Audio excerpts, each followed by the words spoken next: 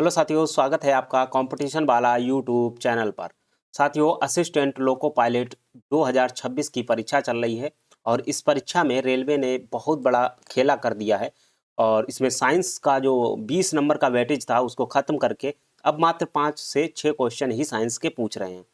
और इसमें जो 60 मिनट दिए हैं, 60 मिनट में 75 क्वेश्चन करने हैं, तो इसमें लगभग 35 से 40 क्वेश्चन, किसी किसी शिफ्ट में तो 40 क्वेश्चन रीजनिंग पूछ रहे हैं और मैथ जो है वो 25 से 30 क्वेश्चन।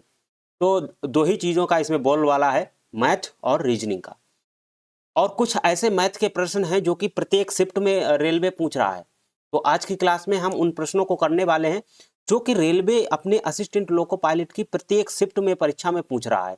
तो यदि अभी तक आपका असिस्टेंट लोको पायलट की परीक्षा नहीं हुई है, आने वाली शिफ्टों में आपकी अगर परीक्षा है, तो इस वीडियो को अंत तक जरूर देख लीजिएगा, क्योंकि इस प्रकार के प्रश्न आपको रेलवे में जो असिस्टेंट लोको पायलट की परीक्षा अगर आप देने जा रहे हैं तो आपकी परीक्षा में हूबहू छपे हुए मिलेंगे। तो चलिए आज की क्लास हम लोग स्टार्ट करते हैं। लेकिन यदि आप इस चैनल पर पहली बार विजिट किए हैं तो चैनल को सब्सक्राइब कर लीजिएगा, बेल आइकन की घंटी दबा लीजिएगा और अपने दोस्तों तक इस वीडियो को शेयर जरूर कर दीजिएगा। चलिए क्लास को स्टार्ट करते हैं। तो पहला प्रश्न है आपके सामने, 216 घन सेंटीमीटर आयतन वाले चार घनों को एक दूसरे से जोड़कर एक नया ठोस बनाया गया। नए ठोस का पृष्ठीय क्षेत्रफल ज्ञात कीजिए। तो आपके पास एक घन है इस टाइप से, ठीक है, आपके पास एक इस टाइप से घन है और इस घन का जो आयतन है वो कितना है, 216। तो आयतन के लिए आपको मैंने घन का जो एक 3D फार्मूले को लेकर के मैंने एक वीडियो बनाई थी जिसमें मैंने 3D के सभी फार्मूले निकालना सिखाया था। तो यदि आपने अभी तक वो वीडियो नहीं देखी है, इस चैनल पर पड़ी हुई है, उसको जाकर के जरूर देखिएगा। तो घन का आयतन जो होता है वो क्या होता है, AQ इसका क्या होता है, आयतन होता है। तो आयतन इसमें कितना दिया गया है, आयतन दिया गया है 216। तो अब 216 किसका क्यूब है, तो आपका 6 का क्यूब है 216। तो अगर हम एक ही वैल्यू देखना चाहें तो हमारे पास 6 आ जाएगी। ये ए क्या है, ए भुजा है, भुजा। तो इसकी सभी भुजाएं कितनी है, 6 6 और ये 6, मतलब 6 सेंटीमीटर इसकी चौड़ाई है और 6 सेंटीमीटर इसकी लंबाई है और 6 सेंटीमीटर इसकी ऊंचाई है, ठीक है ना। तो ऐसे अब ये कह रहा है कि ऐसे चार घनों को जोड़कर एक दूसरे से जोड़कर एक नई ठोस आकृति बनाई गई है। तो ऐसे ही मैं इसको 2D में ही दर्शा देता हूँ। ऐसे इसने क्या किया है, चार घनों को जोड़ा है, ऐसा इसने चार घनों को जोड़ा हुआ है। ये मैंने 2D आकृति बना दी है। अब इसकी अगर हम देखें लंबाई तो 6 इसकी, 6 इसकी और 6 इसकी, 6 इसकी, तो कितनी हो जाएगी, 6 चौक 24 सेंटीमीटर। इसकी लंबाई कितनी हो जाएगी, 24 सेंटीमीटर। लेकिन ऊंचाई ऊंचाई तो अभी भी 6 है ना, ऊंचाई तो अभी भी 6 है और इसकी जो चौड़ाई थी वो भी अभी भी 6 सेंटीमीटर है। इसमें तो कोई बदलाव हुआ नहीं है, क्योंकि ये क्या बन गया है, घनाव बन गया है, एक घनाव बन गया है। वो पूछ रहा है नए ठोस का पृष्ठीय क्षेत्रफल कितना होगा। तो घनाव का अगर हम पृष्ठीय क्षेत्रफल की बात करेंगे तो उसका फॉर्मूला था 2LV। अच्छा, एल इसको कहते हैं लंबाई और वी इसको कहते हैं चौड़ाई और ऊंचाई को कहते हैं एच, ठीक है ना, ऊंचाई को कहते हैं H. L V plus L H plus बाकी का क्या बचा हुआ है आपका, एच बी। हाँ, एच बी बचा हुआ है, तो एच बी कर लीजिए। आप इसमें वैल्यू रख दीजिए 2। एल की वैल्यू कितनी है, 24 और मल्टीप्लाई वी की वैल्यू अभी भी 6 है, प्लस एल की वैल्यू 24, एच की वैल्यू अभी भी 6 है, प्लस एच की वैल्यू 6 है, वी की वैल्यू 6 है। तो इस तरीके से अगर आप इसको हल करोगे, 2 और 144, 24 छक्का 144, 24 छक्का 144 प्लस 36। तो अगर आप इसको हल करोगे तो 288 प्लस 36। तो अगर आप इसको देखोगे तो 8 6 14 की 4 हासिल 1, 8 3 11, 1 12 2 हासिल 1 और ये क्या आ जाएगा, 324 मल्टीप्लाई 2। तो अगर आप इसको हल करना चाहो तो आपके पास आ जाएगा 648 सेंटीमीटर स्क्वायर, ठीक है। 648 सेंटीमीटर स्क्वायर इसका सही आंसर, ऑप्शन नंबर 20 का सही जवाब है। चलिए आगे बढ़ते हैं। एक प्रश्न है, एक वस्तु को उसके अंकित मूल्य के 66% पर बेचकर एक व्यापारी को 10% का लाभ प्राप्त होता है। तो देखिए इसको कैसे करेंगे। मान लीजिए एमआरपी है आपकी, एमआरपी का 66%। आप सीधा सीधा लिखिएगा, जैसा कहता जाए प्रश्न वैसा वैसा लिखते जाइए। एमआरपी का 66% पर बेचकर एक व्यापारी को 10% लाभ होता है। लाभ किस पर होता है, लाभ हमेशा सीपी पर होता है। तो क्या हुआ, ये दोनों कैसे हो जाएंगे, बराबर हो जाएंगे। एमआरपी का अगर हम 66% मूल्य लें और सीपी का 110% मूल्य लें तो दोनों को बराबर कर देंगे तो हमारी वैल्यू निकल के आ जाएगी, ठीक है ना। तो सीपी का अगर हम 10% का मतलब सीधा 110 कर लेते हैं, वैल्यू 110 हो जाएगी ना, 10% उसमें ऐड करेंगे तो 110 आ जाएगी। और इस तरीके से आ जाएगा। इसको हम रेशियो में कन्वर्ट कर लेंगे। सबसे अच्छा तरीका है रेशियो में इसको हल करेंगे। 100 से 100 कट जाएगा और आपका यहाँ पे 11 से कट जाएगा, 11 छंगा 66, 11 दसावन 110 और काट देंगे 5, इधर आ जाएगा 3। तो MRP बटे CP जो आपकी निकल के आ जाएगी वो 5/3 निकल के आ जाएगी।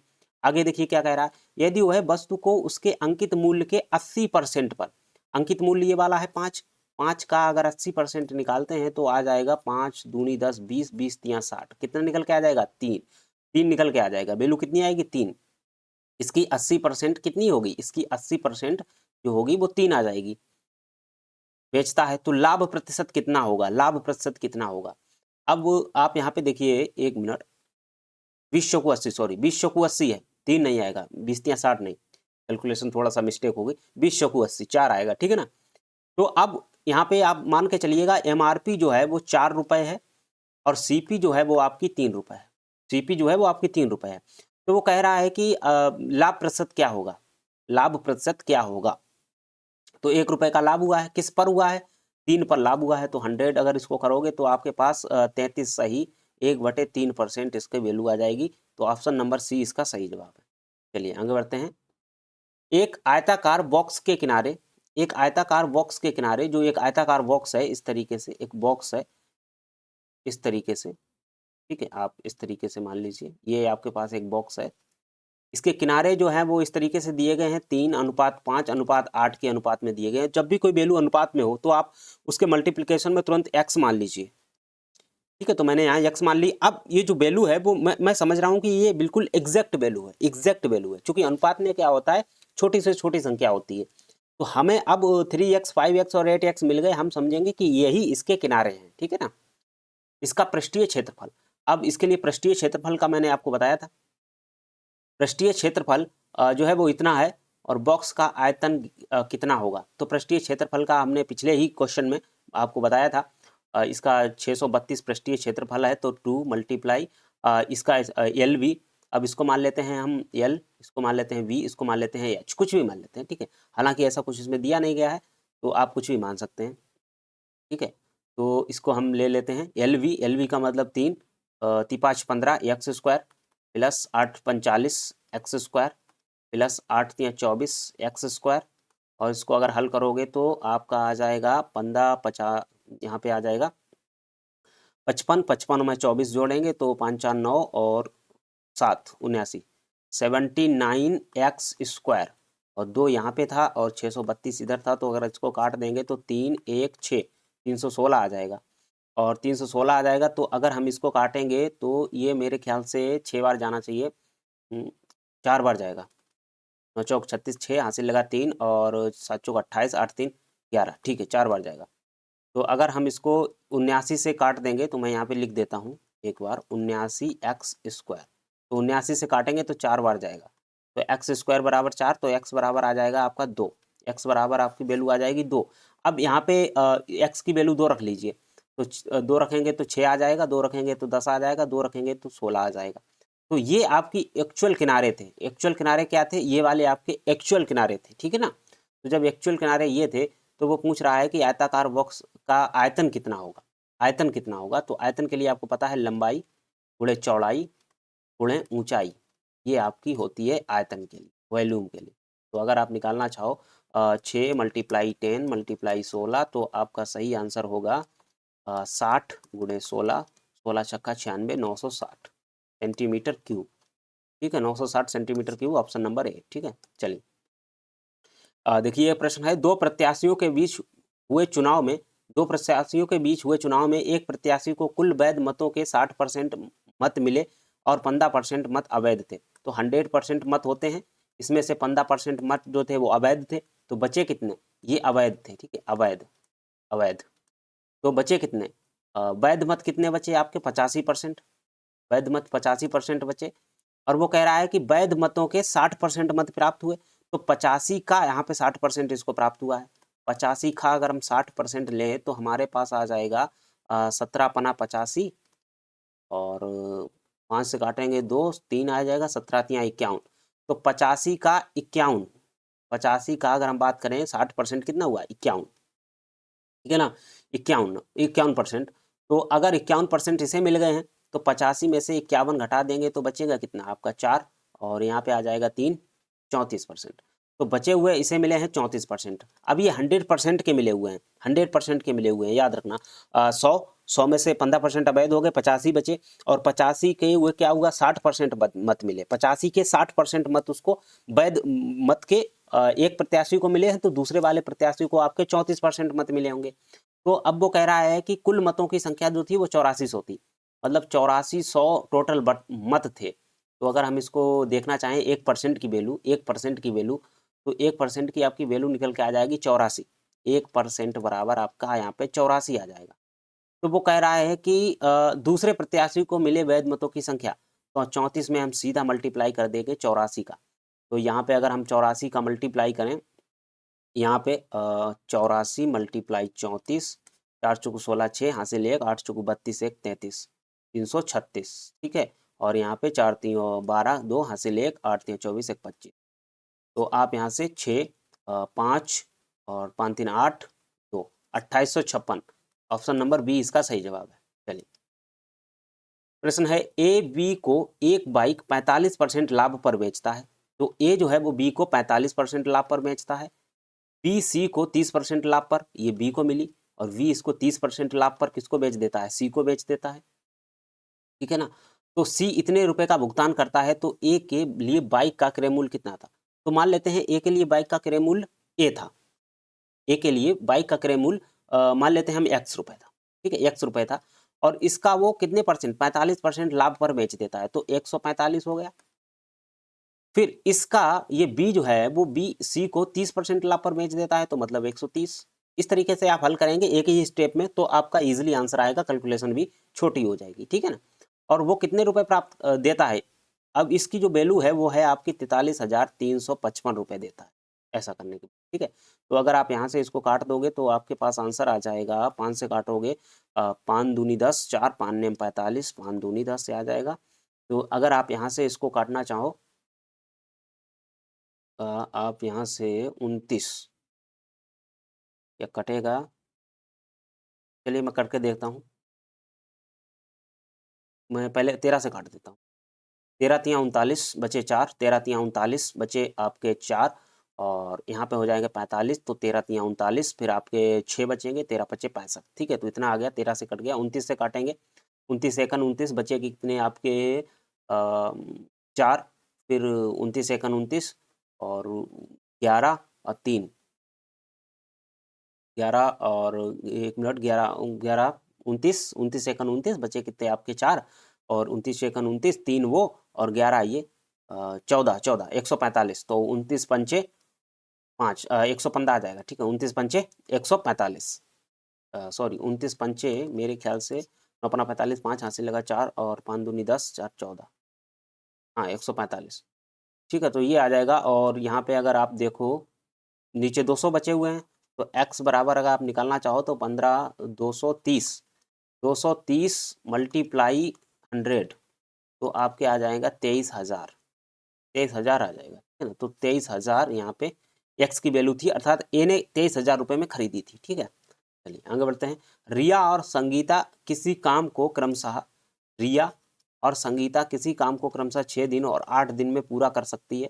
रिया ने अकेले काम शुरू किया, तो अब पहले तो हम इसका हल कर दें, क्षमता निकाल लेते हैं। तो क्षमता निकालने के लिए हम इसको 24 एलसीएम ले लेंगे, और 24 छतियाँ 18, 6 चौक 24, 8 तियाँ 24। अब वो कह रहा है कि रिया ने अकेले काम शुरू किया, तो रिया ने अकेले काम शुरू किया और 3 दिन के बाद, तो 3 दिन तक इसने काम किया, तो 4 तियों 12 काम इसने कर दिया, बचा कितना, बचा हुआ 12 काम है। संगीता रिया के साथ भी शामिल हो जाती है, अब संगीता भी शामिल हो गई है, तो संगीता की कितनी है 3 है क्षमता, और 4 3 7, 7 की क्षमता से ये काम करेंगे, वो दोनों बचे हुए काम को पूरा कर देती हैं। तो अब 12 बचा हुआ था, 7 की क्षमता से काट करेंगे, तो 7 एकन 7, 1 सही 5/7 दिन और लगेंगे ना, 3 दिन के बाद ये दिन और लगेंगे, तो कुल काम कितने दिनों में पूरा होगा। और एक दिन चूंकि 3 दिन ये काम कर चुकी थी, तो 3 दिन इसमें और जोड़ेंगे, तो हमारे पास आ जाएगा 4 सही 5/7 दिन, 4 सही 5/7 दिन, ऑप्शन नंबर डी, ठीक है। चलिए, एक व्यक्ति अपनी आय का 10% किराने पर, तो एक व्यक्ति है अपनी आय का 10% किराने जो है वो किराने पर, कितना 10%, और 10% दवाओं पर, और जो दवाओं पर वो खर्च करता है कितना 10%, 20% बच्चों की शिक्षा पर, तो एजुकेशन पर कितना 10% 20% खर्च करता है, 15% घर के किराए पर, और जो है वो किराया चुकाता है, रेंट चुकाता है कितना परसेंट 15%, और शेष राशि की बचत करता है। और यदि उसकी मासिक आय जो है वो 30,000 रुपये है तो उसकी बचत ज्ञात कीजिए। अब यहाँ पे एक चीज़ याद रखना है कि जब भी शेष ना कहा जाए, वो कहता है कि व्यक्ति अपनी आय का 10% किराए पर, शेष का 10% दवाओं पर, शेष शेष शेष लगाते तो अलग तरीके से इसको हल करेंगे, लेकिन यहाँ पे शेष नहीं कहा गया, यहाँ पे कुल इनकम का ही वो 10-10%, 15%, 20% करके खर्च कर रहा है। तो यहाँ पे हम सीधा परसेंट को ऐड करेंगे, 10-10, 20-20, 40, 40, 55, 55% खर्च कर देता है, और उसके पास बची गई कितनी, ये तो खर्च करता है, तो बचत कितनी होगी, बचत होगी उसकी आपकी 45%, 45% बचत होगी। तो सीधा हम लिख लेंगे 30,000 का 30,000 उनकी चूंकि इनकम थी, और पूछ रहा है उसकी बचत कितनी है रुपए में, तो 30,000 का अगर हम 45% निकालेंगे तो हमारे पास आंसर होगा 00, 5 तियो 15 5, हासिल 1, 4 तियो 12, 1 13, 13,500 रुपये, 13,500 रुपये, ऑप्शन नंबर सी। चलिए आगे बढ़ते हैं। ये एक कैलकुलेशन वाला प्रश्न है सरलीकरण का, और इसमें आप वो लगाइए 7 5 12 32, 32 में 2 से भाग देंगे तो ये आपका 32 हो जाएगा। ये 1 मिनट क्या हो रहा, यहाँ पे इसको 32 कीजिए, 2 से भाग दीजिए तो सीधा इसकी वैल्यू आ जाएगी, यहाँ तक की वैल्यू आपकी 16 हो जाएगी, और ये 16 चौकू 64 हो जाएगी, -11 प्लस 64 और माइनस के 28 प्लस यहाँ पे अगर आप देखोगे तो माइनस के 3, और इधर आ जाएगा तो माइनस के 13 तियाँ 39 हो जाएगी, ये -3 बचेगा, इसके साथ में ये मल्टीप्लाई होगा 13, तो ये माइनस के 39 आ जाएगा। अगर आप प्लस प्लस को ऐड करोगे तो आपके पास आ जाएगा 16, 6 10 की 0, हासिल 1 7 और 1 8, 80 हो गए, प्लस के 80 हो गए, और माइनस के 28, माइनस के 39 और माइनस के 11, तो 9 9 18 के 8, हासिल 1 5 1 6 1 7, 78, 80 में से 78 अगर हम घटा देंगे तो हमारे पास 2 बचेगा, तो ऑप्शन नंबर सी इसका सही जवाब। चलिए आगे बढ़ते हैं। 4 सेंटीमीटर त्रिज्या वाले एक वृत्त के लिए, 4 सेंटीमीटर त्रिज्या वाले एक वृत्त के लिए, तो एक वृत्त है ऐसे, इसकी त्रिज्या कितनी है 4 सेंटीमीटर है, इसके त्रिज्य खंड का कोण 45 डिग्री है, तो ये वाला जो कोण है वो 45 डिग्री है, तो त्रिज्य खंड का क्षेत्रफल ज्ञात कीजिए। इसका क्षेत्रफल पूछ रहा है कि इसका क्षेत्रफल कितना होगा, तो ऐसे में देखिए आपको क्या करना होगा, पूरे का पहले क्षेत्रफल का फॉर्मूला आपको पता है, क्षेत्रफल अगर हमें निकालना होता तो पाई आर स्क्वायर होता है, क्योंकि ये किसके बराबर है 360 डिग्री के बराबर है, 360 डिग्री के बराबर पाई आर स्क्वायर होता है 360 डिग्री, लेकिन अगर हम 1 डिग्री की वैल्यू निकालना चाहें तो पाई आर स्क्वायर बटे 360 डिग्री, और इसी में अगर हम मल्टीप्लाई कर दें, अब हमें किसकी वैल्यू चाहिए 45 डिग्री की वैल्यू चाहिए, तो इसमें हम वैल्यू रखेंगे तो हमारा आंसर आ जाएगा 45 डिग्री की वैल्यू, ठीक है, यहाँ पे 45 डिग्री की वैल्यू, तो 45 डिग्री की अगर हम एरिया का 45 डिग्री त्रिज्यखंड का अगर हम एरिया निकालें, त्रिज्यखंड का एरिया, तो हमारे पास आ जाएगा, चूंकि हमें 3.14 रखनी है, ठीक है, 22/7 नहीं रखनी है, प्रश्न ने खुद कहा है 3.14 रखो, मल्टीप्लाई आर की वैल्यू 4 मल्टीप्लाई 4 बटे 360 और मल्टीप्लाई 45, तो अगर हम इसको 9 से काटना चाहें तो 9 चौक 36, 40 आ गया, और 9 पन्ना 45 आ गया, 5 अट्ठे 40 आ गया, 4 दूनी 8 आ गया, 2 से काट देंगे, 2 दूना 4 आ गया, अब इसको हल कर देंगे तो 314, 728, 728.2 अंक बाद 7.28, 7.28 सॉरी 600, 7 नहीं 600, 628 आएगा, तो 6.28 आएगा, इसका सही आंसर 6.28। चलिए आगे बढ़ते हैं। और 8 साल के लिए किसी राशि पर साधारण ब्याज, तो 8 साल के लिए किसी राशि पर, तो हम राशि x मान लेते हैं, 8 साल के लिए किसी राशि पर साधारण ब्याज, किसी राशि पर साधारण ब्याज राशि का 4/5 है, प्रतिवर्ष ब्याज की दर कितनी है, प्रतिवर्ष ब्याज की दर कितनी है, तो अब दर पूछी गई है तो हम दर को मान लेते हैं r, और कितने साल के लिए 8 साल के लिए, इस तरीके से लगता है ब्याज कितना प्राप्त हुआ इसको, वो कह रहा है राशि का 4/5 प्राप्त होता है, कितना साधारण ब्याज, राशि x थी उसका 4/5 उसको प्राप्त होता है, तो अगर हम इसको हल कर देंगे तो हमारी r की वैल्यू निकल के आ जाएगी, 5 दूनी 10, 20 आ गया, 4 दूनी 8, 4 पंचे 20, 2 दूना 4, तो आर की जो वैल्यू आ जाएगी वो 10% आ जाएगी, सीधा मल्टीप्लाई करेंगे तो 10% आ जाएगी। ऑप्शन नंबर बी इसकी सही आंसर है। ठीक है ना। तो ये आपके जो महत्वपूर्ण प्रश्न थे जो आपकी प्रत्येक शिफ्ट में पूछे जा रहे हैं, प्रत्येक शिफ्ट में। ठीक है, प्रत्येक शिफ्ट में आपसे ये प्रश्न पूछे जा रहे हैं आरआरबी एएलपी के एग्जाम में। ठीक है, तो ऐसे प्रश्न आपके प्रत्येक शिफ्ट में पूछे जा रहे हैं क्योंकि मैथ का वेटेज बढ़ चुका है, तो आपको ऐसे प्रश्नों की प्रैक्टिस बहुत ज़्यादा होनी चाहिए। तो यदि आपने अभी तक इस चैनल को सब्सक्राइब नहीं किया है तो कर लीजिएगा, और वीडियो अगर पसंद आया है तो लाइक कर दीजिएगा और अपने दोस्तों तक इस वीडियो को शेयर जरूर कर दीजिएगा। हाँ, अपनी राय कमेंट बॉक्स में जरूर बताइएगा। मिलते हैं फिर ऐसे ही किसी वीडियो में, तब तक के लिए बने रहिए कॉम्पिटिशन वाला YouTube channel. Thank you very much.